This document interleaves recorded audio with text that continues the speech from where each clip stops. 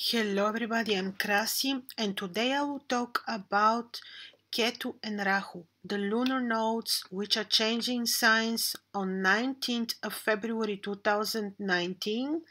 Ketu will be the tail of the dragon, will be in Sagittarius from 19th of February 2019 until 3rd of September 2020, and the same period is valid for Rahu, the head of the dragon, who will be in Gemini during the same time. This will be a very interesting transit, quite long, and will influence us quite powerfully because the lunar nodes, the secret hidden planets, always play very powerful role on mundane and also on personal level. This can be quite long analysis and therefore I will do this part especially about Ketu. Ketu in this case is very interesting because during his path Ketu will meet Saturn and this will become even more interesting transit. Not easy but certainly teaching and very interesting. I will certainly talk from the point of view of the ancient Babylonian astronomy, astrology, and the sidereal, of course, Babylonian zodiac, even though there is not so much text known to us on cuneiform from ancient Babylon. However, still there is what to base our research on. So, in the ancient mythology, we know about the sky, the dragon on the sky, which is the Hydra now, the constellation Hydra, which ends up in Cancer, which is quite long. It passes through Leo and ends up in Cancer, and this dragon, which was called Sky Dragon, was called Ningish Zida, and it is now Hydra. And it was the dragon who was taking care of the tree of life. It was the guardian of the tree of life.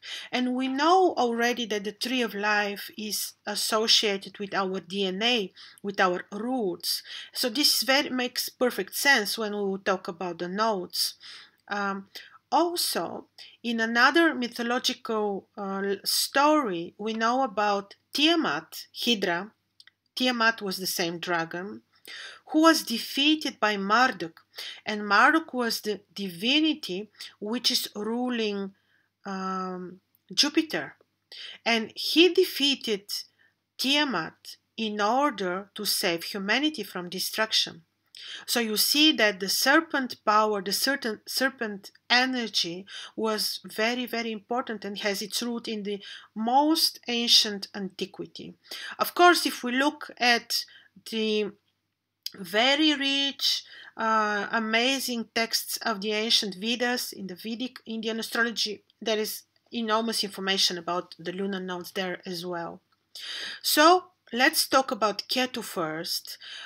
Separately, I will discuss Rahu and, of course, the conjunction between Ketu and Saturn in Sagittarius deserves attention because this will be something that we will feel for certain. So what is happening is that on the 19th of February, Ketu is entering the 30 degrees of Sagittarius, and you know that Sagittarius, the Ketu and Rahu, the lunar nodes, have backward motion. They're always retrograde.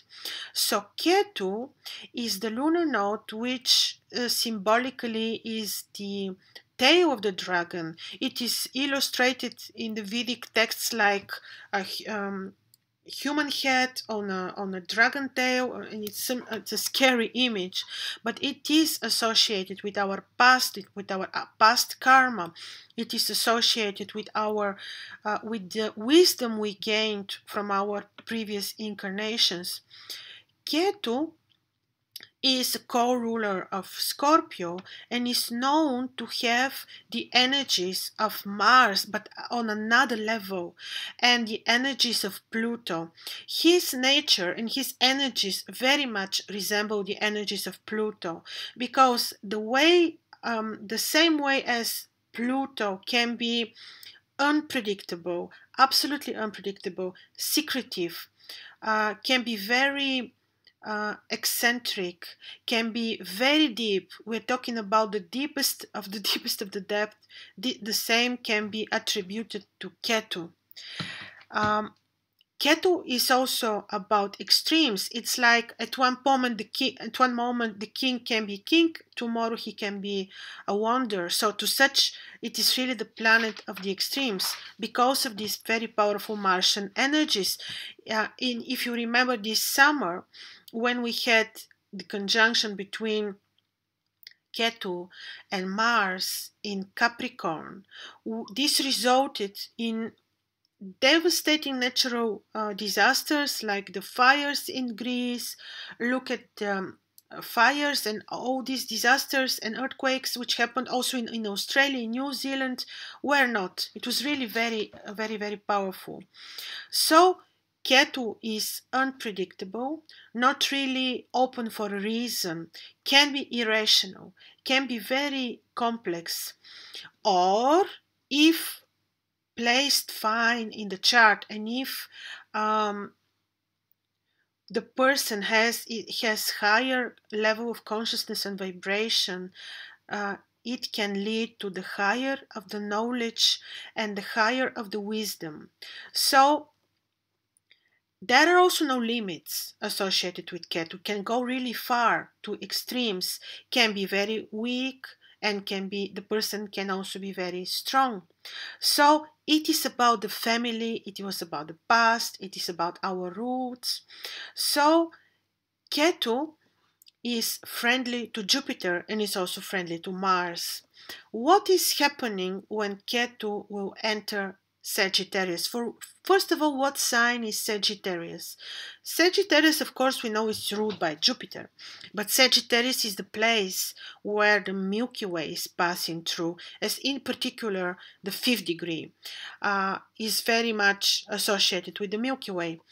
And also, towards the end of the path of Ketu, Ketu will pass through the Milky Way, and also later on will pass through a star, Shaula, and this star is in the sting of the Scorpion, the constellation, and it is associated with poison, medications, all this, and all this is what we can expect the influences of Ketu to be related on. But this will happen quite late during his path. So, of course, I will address these particular transits when the time comes, because we will forget otherwise if I speak about this right now. My analysis will be more general, and I will also talk which signs will be influenced the most by this transit. So, Ketu is associated with Pluto and Mars, is a co-ruler of Scorpio. It is about the treasures, the hidden sciences, the secrets. It is about the law. It is about the lawful truth and justice coming out. It is about, it can be at the higher octave of Mars, and then we will talk about very constructive ambition, which can result in following path of knowledge of wisdom, can be associated with powerful intuition, desire to obtain philosophical studies, and such level of consciousness that will connect one to his higher self. So we're talking about really very higher octaves which Ketu can reach. But when Ketu can reach such high octaves, this is the question. And I think I can imagine how this transit of Ketu will look like before meeting Saturn, because when Ketu meets Saturn, we're going to have quite complex, of course, manifestations of their complicated energies. So Sagittarius, as we said, is the sign of the Milky Way. What is the Milky Way? The Milky Way is a nebula, actually, but it is, the 18 degrees of Sagittarius is the nebula. The Milky Way is in the 5th degrees of Sagittarius. It is a sign associated with beautiful white spirituality, the one that really brings us to another level of consciousness. And you will see that people who have Milky Way, who have Sagittarius rising, typically are very intuitive. Depends, of course, how Jupiter is placed. Depends, of course, which degree is rising on the ascendant. But these people can be very spiritual, very philosophical, very intuitive, and could be very much into studying esoteric, philosophical, intuitive, occultistic sciences, and so on. Sagittarius is the sign where, for our contemporary era, Mars is exalting. Yes, Mars is exalting there for our era. Why? Because ideally, according to the ancients and the most ancient Babylonian texts, indeed, the planets exalt where we know that they exalt, or in other words, this is their hidden place. These are their hidden places, and this is the ideal exaltation positions which we have and we know from antiquity related to the sidereal zodiac. There is a difference that is not taken into consideration for the tropical zodiac, but this is another conversation. For our contemporary era, because everything is alive in the universe, everything moves, the exaltations are not the same anymore. The ideal places are still valid, but for our era, Mars is exalting in Sagittarius, because in Sagittarius, Nergal, the god of the underworld, is where his place is where he is descending into the netherworld, and this is the place of the winter solstice. So Mars loves Sagittarius. Sagittarius is the place where Ketu is going to, which Ketu is going to enter, and Ketu is possessing these Martian and Plutonian energies. So Ketu is entering a friendly sign. Let's also not forget that Ketu is friendly with Jupiter and Mars, and Jupiter is ruling Sagittarius. And funny enough, Jupiter at this particular moment is in Scorpio, and here we're talking about mutual reception, because these two planets are sort of exchanging signs, because Ketu is in the sign of Jupiter and Jupiter is in the sign of Ketu, which is Scorpio. So this is quite, I see it as constructive entrance of Sagittarius, of Ketu entering Sagittarius. Ketu is in the place of the winter solstice. What is this? It is place where Mars is happy. It is also the place where the sun is very low and the planet Mars Nergal is descending into the netherworld. Ketu is also about the netherworld. Ketu is about the hidden treasures. Ketu is about poisons. Ketu is about secrets. Ketu is about archaeology. Ketu is about geology. And all this, Ketu is about genetics, also biology. Ketu is about, I said, underground treasures, hidden treasures, history, ruling historians, all which is associated with the past. Of course, is also about those religions which can go a bit to extremes. So what we can expect when Ketu enters is awakening of this. Truth and secrets can come in light.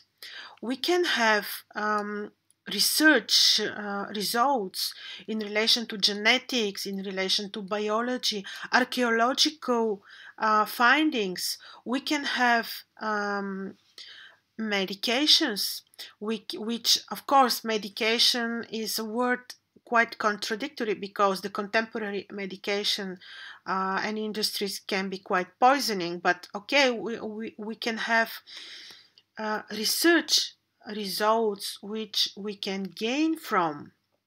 Of course, not the complete transit of Ketu will be beneficial, because there will be one point when I said many times Ketu is going to meet Saturn.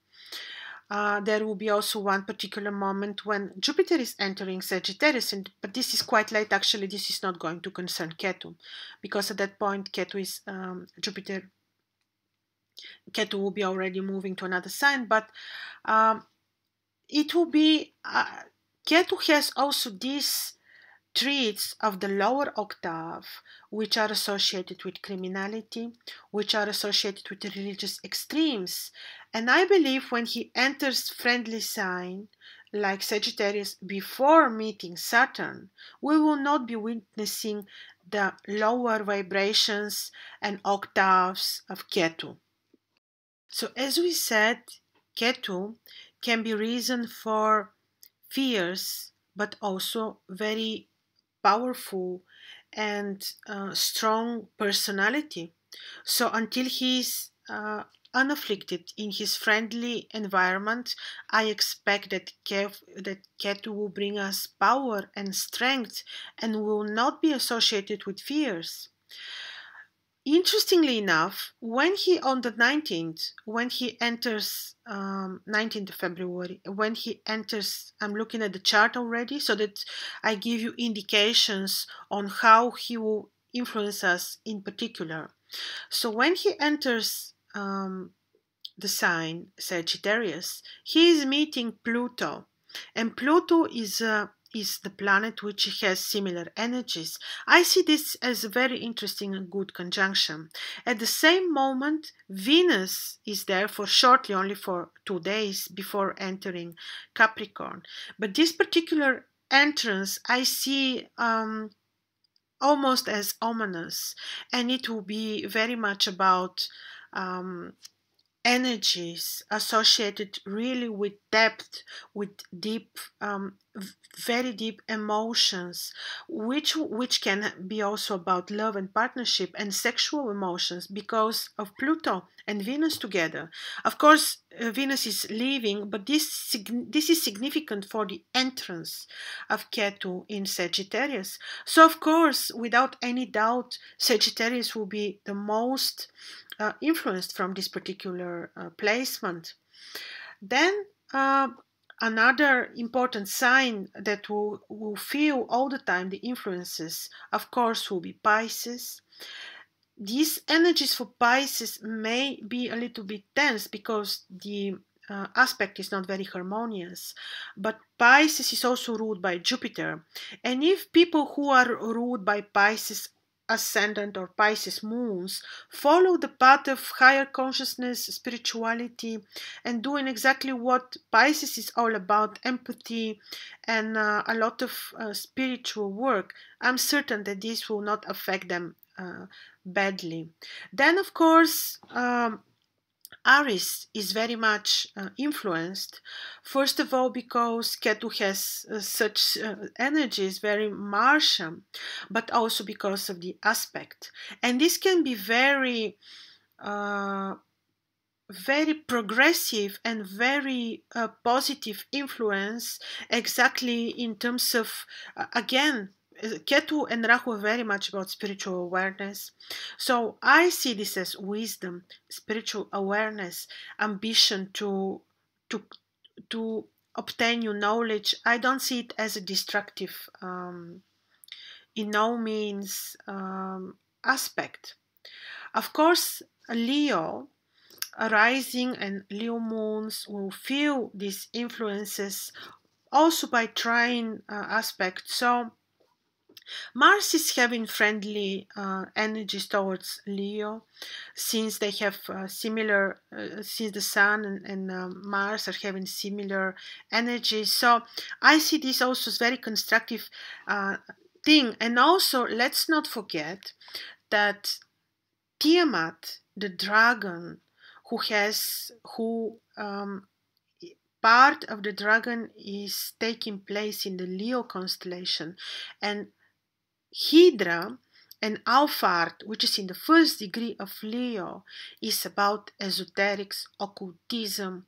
It is about intuition, hidden knowledges. So the energies of Ketu, I believe, will be very much. I know that the lunar nodes are set not to be friendly with the moon and the sun, but let's see this on another level.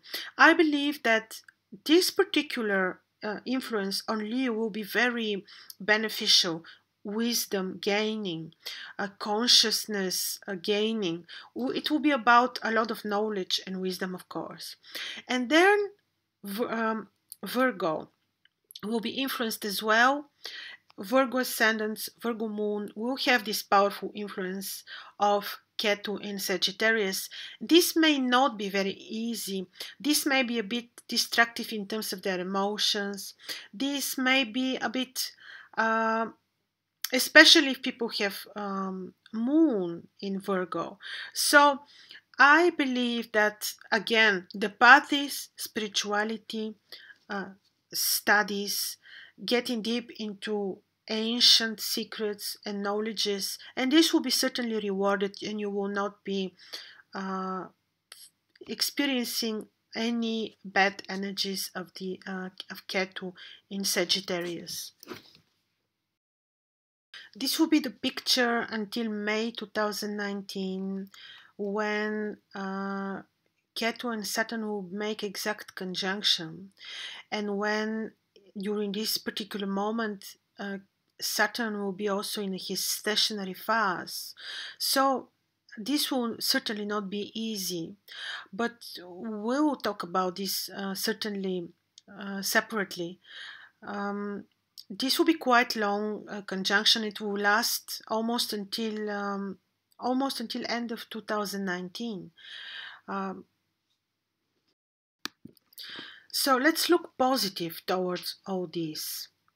Ketu is in a sign which is friendly to him because Jupiter is a friendly planet, and when Ketu is associated with Jupiter, it is known that his influences will be softened, will be more towards the positive energetic levels. Sagittarius is also a friendly sign because we said Mars is exalted there. Also, I believe that we'll, until May 2019, we'll experience the good features of Ketu. And by the way, depends how Ketu is placed in the personal charts of each one of us, of course. But I expect constructive and very positive outcomes of this, especially if we really follow the spiritual path of the lunar nodes, both Rahu and Ketu. Because I know even that in the Vedic astrology, Ketu is associated with the yoga teachings. So those who do meditation, yoga, will be helping a lot this transit, especially if their lunar nodes are not very well placed in their charts. So Ketu is the planet of extremes, but if well placed, this can be planet of gain, not the planet of losses. So yes, it depends on our personal charts, but hopefully this particular transit will be good. Any transit is good because from anything, anyway, we learn and we gain our wisdom, and this is our path, our purpose in every incarnation. So with this I'm completing, and I will analyze separately Rahu, and for sure we'll make analysis on the conjunction of the lunar node with Saturn, because there we can expect certain extremes, and most probably they will not be very easy. Thank you.